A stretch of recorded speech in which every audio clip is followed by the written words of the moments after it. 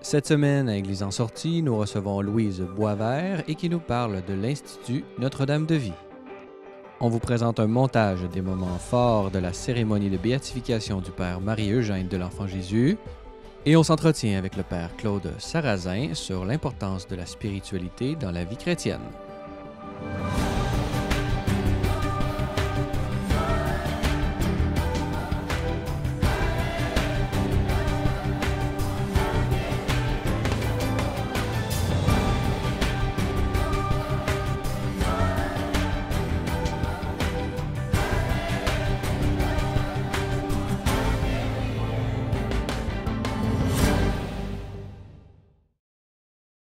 Bonjour mesdames et messieurs et bienvenue à Église en sortie. Cette semaine à l'émission, nous allons traiter de l'Institut Notre-Dame de Vie.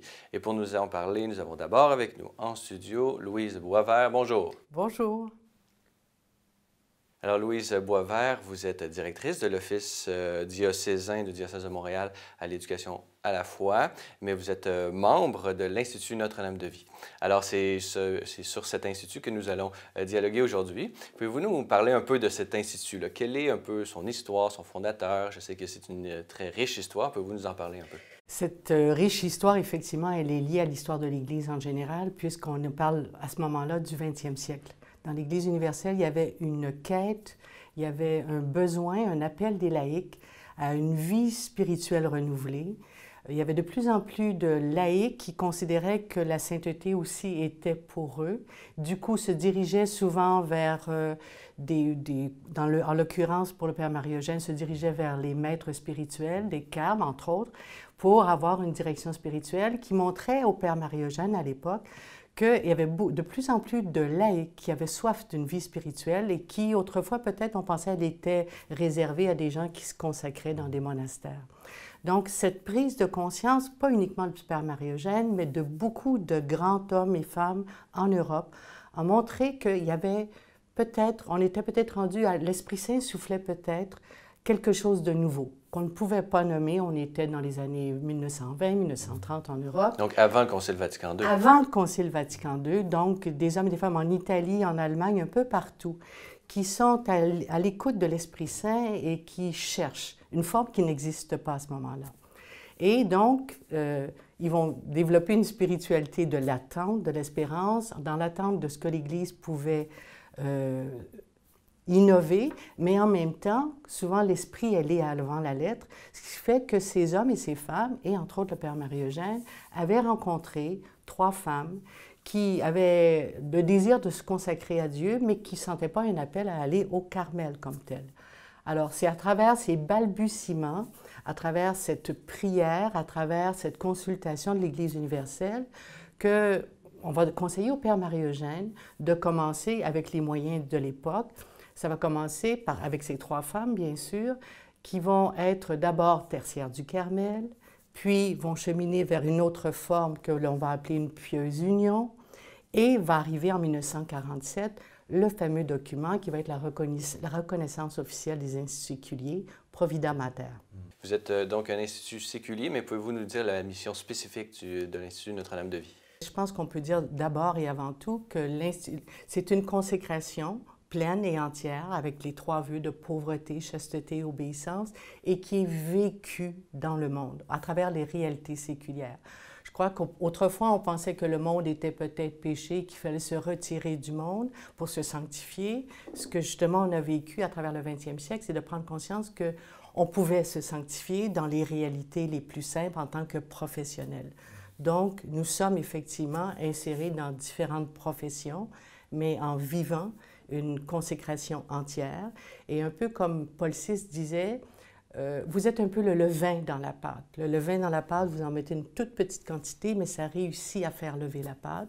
Donc, à travers votre insertion professionnelle très diversifiée, j'ai des compagnes et des membres de la branche masculine qui sont avocats, qui sont secrétaires, qui sont infirmiers, qui travaillent dans les médias, qui travaillent dans les postes, dans toute forme. Il n'y a rien qui nous est pas accessible, si vous voulez.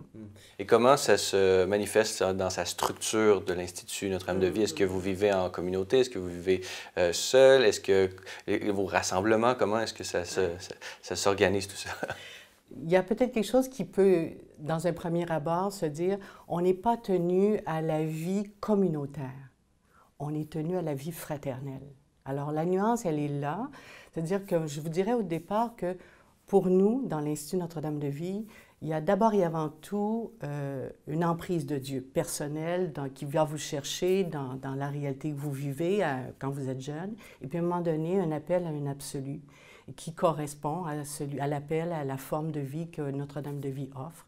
Et à partir de ce moment-là, il faut être prêt à tout quitter pour aller faire une formation qui peut être faite aux Philippines, en France, pour les 2 ans de formation. 2 ans de formation, on est complètement retiré du monde pour apprendre, pour travailler, pour d'abord apprendre la vie d'oraison, le contact, le cœur à cœur avec Dieu, et puis se nourrir des maîtres du Carmel, se nourrir des enseignements de l'Église. Après ces 2 ans de formation, on fait un premier engagement, des premiers vœux, qui seront renouvelés aux 3 ans, jusqu'à temps qu'on s'engage définitivement au bout de 8 ans, ou ça peut varier selon les personnes. Alors, puis, par la suite, on cherche un emploi ou on va aux études selon l'âge de la personne. Et on va vivre cette consécration-là au cœur des réalités les plus simples. On pourra la vivre avec quelques membres de l'Institut, en habitant ensemble, mais on n'est pas tenu à cet aspect communautaire dans le sens qu'on ne pourra pas dire nécessairement on va tout faire en même temps. Le plus important, c'est d'être fidèle à sa grâce, sa grâce personnelle. Évidemment, on est pétri par la grâce du Carmel, et ça, je pense que ce n'est pas minime de le dire, que ce qui est notre spiritualité, qui est notre sève, c'est le charisme du Carmel. Je sais qu'il y a un livre, traité de vie spirituelle, Je veux voir Dieu, justement, dont l'auteur est le bienheureux Père Marie-Eugène de l'Enfant Jésus Carme. Pouvez-vous nous parler un peu brièvement de la spécificité de cette spiritualité? Le Père Marie-Eugène a été happé très jeune par un amour qui est devenu une petite sainte qui à l'époque était très peu connue, Thérèse de l'Enfant Jésus. Il était persuadé déjà dans les années 1930 que Thérèse avait une mission pour le monde entier. Il était prêtre, il était carme, et comme carme, il a vu venir à lui, comme je le disais précédemment, beaucoup de personnes qui avaient soif d'une doctrine, la science de la prière, comme disait Jean-Paul II, le bienheureux, le Saint Jean-Paul II. Et donc, à partir de là, à partir des conférences qu'il faisait, à partir de l'accompagnement spirituel, il s'est rendu compte que beaucoup de gens avaient eu une éducation chrétienne dans leur enfance, mais c'était resté, ils étaient rendus adultes, mais leur foi était restée au niveau de la catéchèse, des parcours catéchétiques, comme on les appelait peut-être pas comme ça à l'époque, ce qui fait qu'il y avait un décalage entre leur vie d'hommes et de femmes mûrs, professionnels, et leur formation. Alors, ce qui fait que par le Carmel, par la sève du Carmel, les maîtres Sainte Thérèse d'Enfant Jésus, Sainte Thérèse d'Avila, Jean de la Croix et son expérience personnelle l'a amené à avoir de multiples contacts avec hommes et femmes. Il y avait Jacques Maritain, Maurice Blondel, des gens qui allaient chercher au Carmel la doctrine du Carmel au lieu d'aller vers les spiritualités orientales. Et à partir de ces échanges-là, à partir des écoles d'oraison, à partir de ces multiples contacts à travers le monde entier aussi, il a commencé à rédiger des cours d'oraison qu'il donnait, et Je veux voir Dieu est inspiré profondément de ces cours d'oraison qu'il donnait, de ses rencontres, de ses besoins d'éclaircissement de la vie spirituelle. Et je crois que c'est vrai que Je veux voir Dieu. Je relisais tout récemment un article de Monseigneur Sleeman qui montre à quel point le Père Marie-Eugène a été profondément carme. Et c'est pas rien de le dire, parce qu'il était carme, il a été appelé comme provincial à plusieurs reprises, et il même était comme définiteur de l'ordre à Rome. Il a travaillé plusieurs années à Rome, la fondation du Thérésianum, du Collège des Pères Carmes, il y est pour beaucoup. Donc, il a une expérience qui l'a amené à voyager à travers le monde entier. Donc, Je veux voir Dieu n'est pas le fruit simplement de son expérience personnelle. Il a à la fois pris toute la sève, et en prenant Sainte Thérèse d'Avila comme ossature pour Je veux voir Dieu, mais à travers, quand on sait lire, on voit qu'il y a à la fois toute l'expérience du directeur spirituel, de l'accompagnateur, du prophète, qui va permettre d'amener au 21e siècle, parce que Je veux voir Dieu est encore d'une grande actualité. Preuve en est la nouvelle édition qui a été publiée par le CERF il y a 2 ans maintenant, je crois, et avec des introductions qui montrent l'actualité de livre Je veux voir Dieu, pour parler des nuits de la foi, pour parler de l'expérience, de la quête spirituelle pour tous les chercheurs de Dieu. Alors, en terminant, s'il y a nos téléspectateurs qui veulent en apprendre davantage ou entrer en contact avec vous, comment on s'y prend? Ben, je crois qu'il n'est pas difficile de trouver Institut Notre-Dame de Vie sur les médias sociaux. On a une page Facebook, même aussi à Montréal, qui nous permet d'annoncer nos petites activités. Mais aussi, je crois qu'en cherchant simplement Institut Notre-Dame de Vie, vous allez trouver facilement des informations. Et en attendant, vous avez le Carmel aussi qui peut vous donner des livres à lire pour fournir des livres. Très bien. Alors, Louise Boisvert, je rappelle que vous êtes membre de l'Institut Notre-Dame de Vie et directrice de l'Office à l'éducation à la foi du diocèse de Montréal. Alors, merci beaucoup de nous avoir accordé cette entrevue aujourd'hui. Merci beaucoup.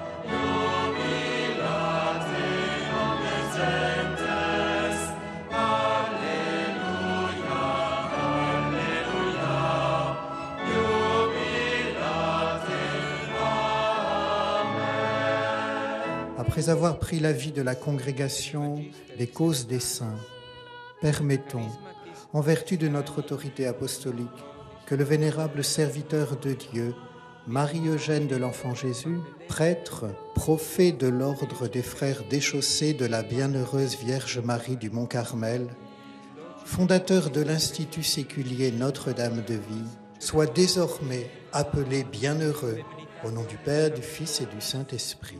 Donné à Rome auprès de Saint-Pierre le 1er novembre de l'an du Seigneur 2016, pendant le jubilé de la Miséricorde, 4e année de notre pontificat. François.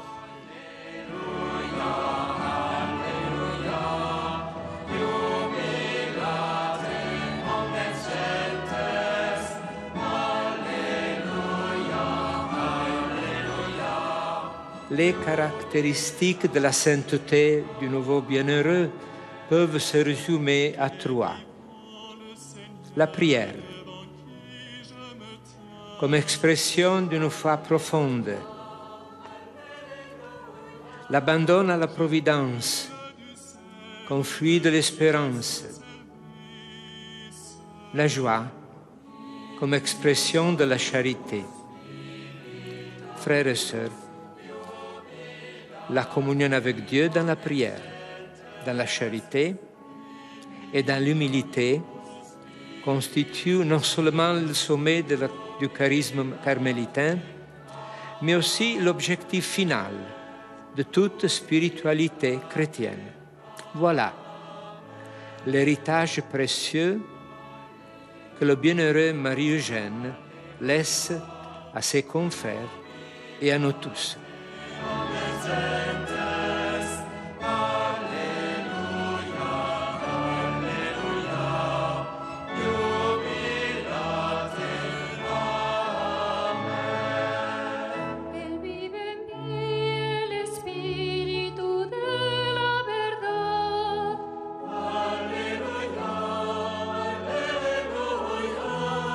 Amigo, maestro y luz para mi vida.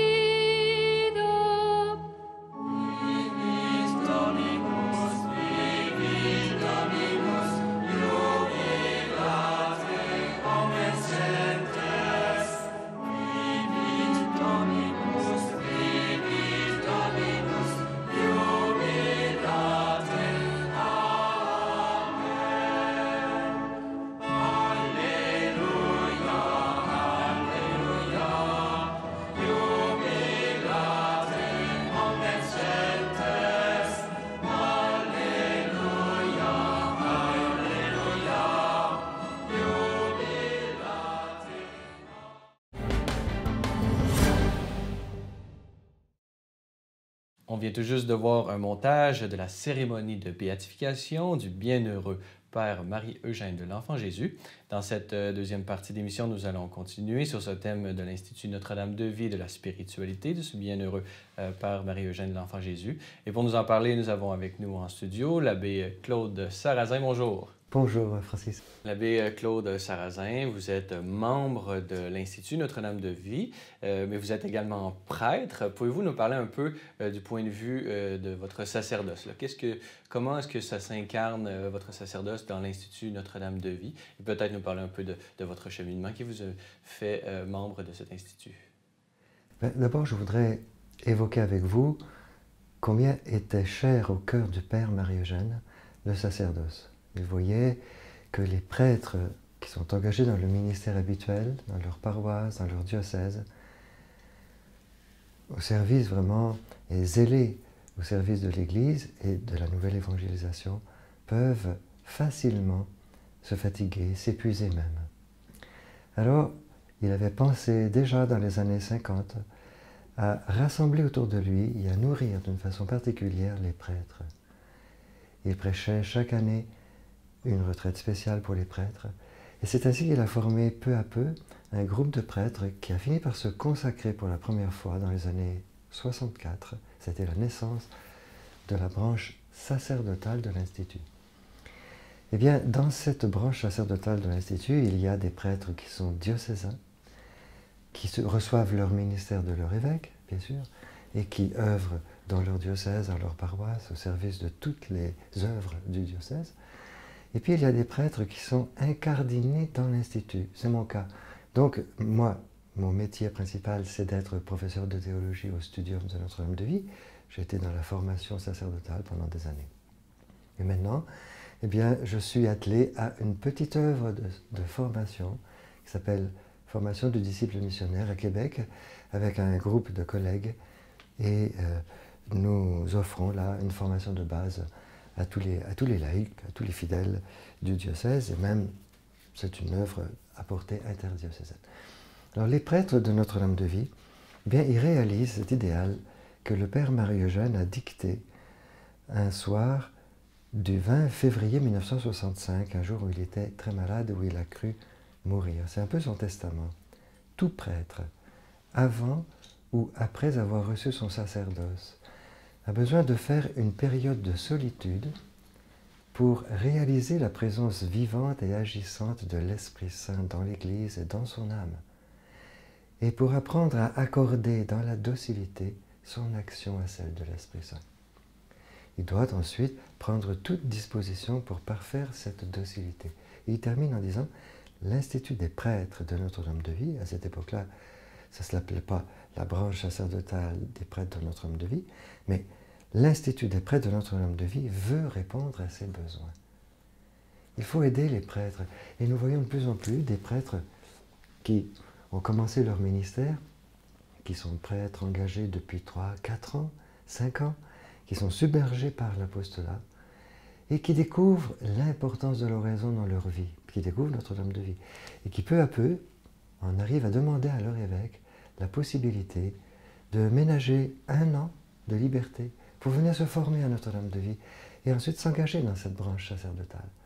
Parce qu'ils découvrent que sans l'oraison quotidienne, sans ces retours dans la solitude, sans cette famille aussi, cette appartenance à un groupe de prêtres qui ont une visée évangélisatrice commune, mais basée justement sur la vie théologale, eh bien, ils ne pourront pas tenir. Pouvez-vous justement nous développer un peu sur cette spiritualité qui habitait, j'imagine, le bienheureux Père Marie-Eugène de l'Enfant Jésus, et comment elle peut être utile et faire vivre vraiment de l'intérieur les chrétiens en général, et peut-être également les prêtres? Ben, nous autres d'abord comme prêtres, si vous voulez, nous prions, mais nous prenons au sérieux justement cette puissance qu'a l'Esprit Saint de nous guider. Comme dit saint Paul, les vrais enfants de Dieu sont ceux qui sont mus par l'Esprit Saint. Alors c'est très important pour nous prêtres d'être persuadés de cette expérience, d'en faire l'expérience, pas simplement de le savoir dans des livres ou bien dans nos années d'études au grand séminaire, mais d'en vivre chaque jour, même en vacances. Et c'est comme ça que, persuadés par cette expérience d'être mus par l'Esprit Saint, d'être dirigés par sa sagesse, de faire des actions qui sont fécondes pour la construction de l'Église, eh bien, nous pouvons entraîner les fidèles à la découverte de cette expérience. Moi, par exemple, j'ai eu la joie d'accompagner, et j'accompagne encore, le groupe des foyers de Notre-Dame de Vie. Nous avons une association de 150 couples qui ont grandi depuis une trentaine d'années, dont je connais les enfants et même parfois dans certains cas les petits-enfants. Eh bien, pour être immergé au service des foyers, des couples de Notre-Dame de Vie, eh j'étais fidèle à cette vocation, bien sûr, mais j'ai rencontré des couples qui sont avides justement de mettre l'oraison dans leur vie. Et ça, c'est possible. Mais nous, comme prêtres, si nous n'avons pas cet accrochage au Seigneur quotidien, et même dans nos vacances, si le Seigneur n'est pas la priorité, bien nous ne pourrons pas la révéler aux couples et aux familles. Vous savez qu'actuellement, bien sûr, étant donné que nous sommes au lendemain de Amoris Laetitia, cette exhortation du pape François est un appel à une évangélisation urgente des couples. Eh bien, là aussi, moi je considère mon ministère, j'ai toujours considéré mon ministère comme immédiatement au service des familles, des couples, de manière à ce que justement les foyers, les époux s'accrochent au Seigneur et découvrent que la vraie vitalité de leur couple et de leur famille est dans l'expérience de Dieu, dans l'oraison quotidienne. Vous avez nommé l'exhortation apostolique Amoris Laetitia. J'imagine que vous voyez une correspondance avec certaines des intuitions peut-être du Père Marie-Eugène, l'Enfant Jésus. Pouvez-vous nous parler un peu là, de ces faits saillants, de cette exhortation apostolique là, qui vous ont touché particulièrement? Ben, le Père Marie-Eugène était, de même qu'il était préoccupé par les prêtres, comme je vous l'ai expliqué, il avait le souci, bien sûr, d'incarner la spiritualité de l'Institut Notre-Dame de Vie dans la famille. Donc, cette spiritualité, il faut qu'elle atteigne les petits, les parents, les enfants, les adolescents, tout le monde. C'était l'une de ses dernières paroles. Après ma mort, vous vous mettrez à la catéchèse. La catéchèse, ça ne concerne pas les curés. La catéchèse, ça concerne les époux, les couples, et les familles, et les enfants, et les petits, et les ados, et les grands. Donc, à tous les âges, il faut que le baptisé exerce cette grâce filiale qui lui est donnée au baptême. S'il ne l'exerce pas, eh bien, il ne peut pas grandir, il ne peut pas développer sa musculation surnaturelle. Et l'enjeu, c'est de vivre sous l'action de l'Esprit Saint. Qu'est-ce que pourrait faire justement l'Église pour correspondre à ces intuitions du Pape François et du Père Marie-Eugène pour mieux peut-être accompagner justement ces familles aujourd'hui? Moi, je trouve que la première chose à faire, c'est de lire les textes du Pape. Vous savez comme moi qu'il y a des courants actuellement où les baptisés, les fidèles catholiques, sont ballottés par toutes sortes de courants d'idées, même de critiques du Saint-Père. Essentiellement, d'abord, nous devons répondre que nous ne pouvons pas nous passer de la force de Pierre. Et que par conséquent, pour répondre à ces courants d'objections, de critiques, hein, qui se croient évidemment plus forts que le pape, eh bien, il faut aller au texte même.